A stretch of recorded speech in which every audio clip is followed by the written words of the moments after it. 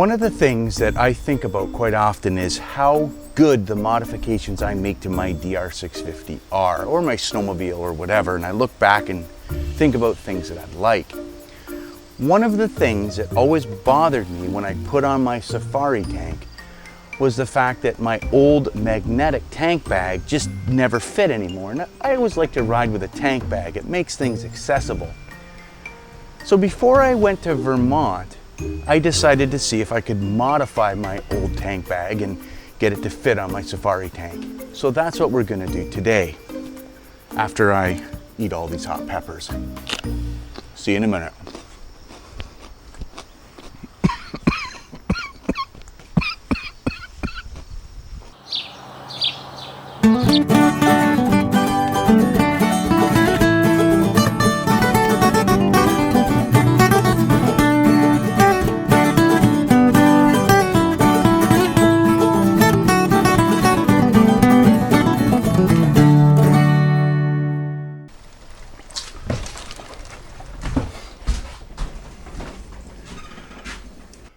Before we get over to the motorcycle and take a look at that tank bag, I did want to let you know that I have finally gotten some merchandise for sale.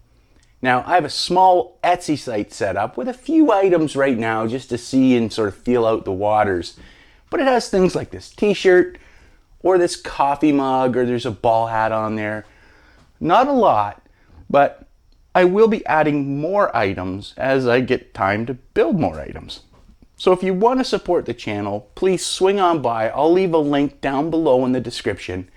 And you'd really help me out if you took a look around and maybe bought something if you find it interesting enough.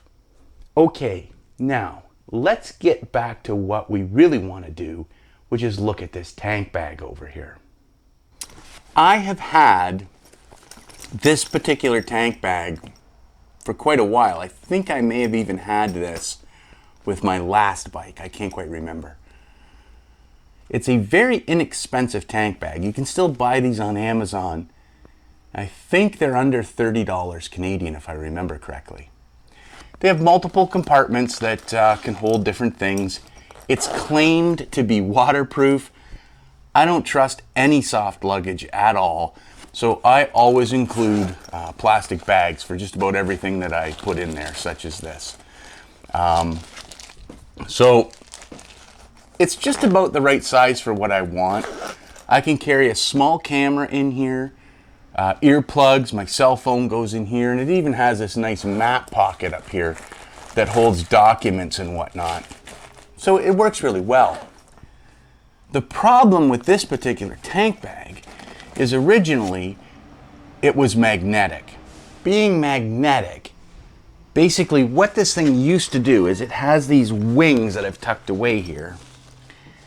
And these had little pockets in the back for rare earth magnets. And there was 4 of them. This pedal up here, this one, there's one on the back. And these would basically stick to a metal gas tank. And it would hang on there pretty much indefinitely. And it came with a little choker strap that went up around your handlebars just in case you hit warp 10 and the thing came off. I actually have it upside down here from what it originally was supposed to be. And I've used this pedal here to fasten around the gas tank. I used the actual tie-down strap that was supposed to go around the handlebars to go under the seat. And then I can just tuck these pedals in. And it works really, really well. The only thing that's a little bit weird about it is that there's one zipper that faces straight up now, but honestly it works really good for that map pocket. And now the zippers and everything for the cell phone pocket actually face downwards. So you might ask, well, how did I actually modify it? And this thing couldn't be simpler. This is going to be a fairly quick video as I show you how I did this, but I'll get to work on it right now. To get this thing off and up onto the bench so I can show you how I did this, first I'm going to unclip these safety supports down below here. There's one on each side. And then I'm going to take off the gas cap. And it just pulls right off. Okay, here's our tank bag that we're looking at here. And again, you can see it's got these pedals that I've tucked in underneath here that used to hold magnets, and this is what really would hold the tank bag on the bike. In this iteration I don't use those, so I tucked them in behind this flap here. The bike came with 2 magnetic pouches on either end as well.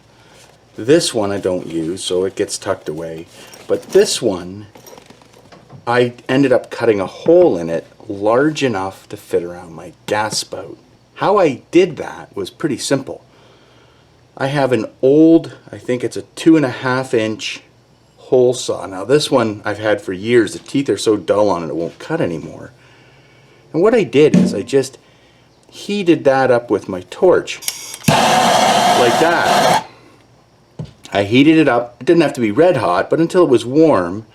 And then I just pressed it through the nylon. And what this did is it not only cut the hole, but it actually melted the nylon back together all the way around here. I followed this up with a little bit of industrial hot glue that I put on there, figuring that would add a little bit of strength. Now it's just peeling off of here, but what I might do is actually hit this with some silicone once all this stuff peels off. You can see the ring is still captured. It's got this sewn edge here, and it hasn't frayed at all. So this worked really good. And this is what allowed me to put it around the gas filler. It was really easy. Like I said, this is a really simple hack here that anybody can do for a cheap tank bag.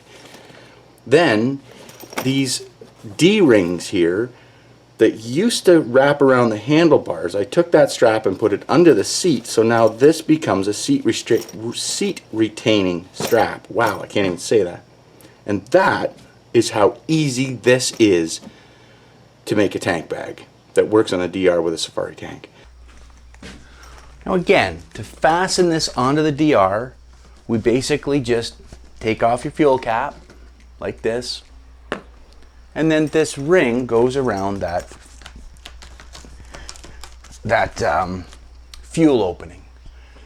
Then you just put your fuel cap back on. It's pretty simple, right? The strap that goes down below runs underneath the seat, so it's just a matter of taking your seat off and your side covers, obviously, running this strap through and then adjusting it so it fits right, and then you clip it onto the actual tank bag. It works really, really well. And then you're done. This is really it. You're out ready to ride. So I hope this was helpful. I really do. It's an easy thing to make. It's an easy thing to give you some storage on the DR, which is always a challenge. And this one is small enough that it stays out of the way. It really, I don't even notice it's on there, even when it's fully packed. So until next time, I'm Dino. I hope that you get out and have some fun on your bike or your sled or whatever it is that you like to do. But you come on back next time here to Dino's Tinker Shed. I'll see you soon. Bye for now.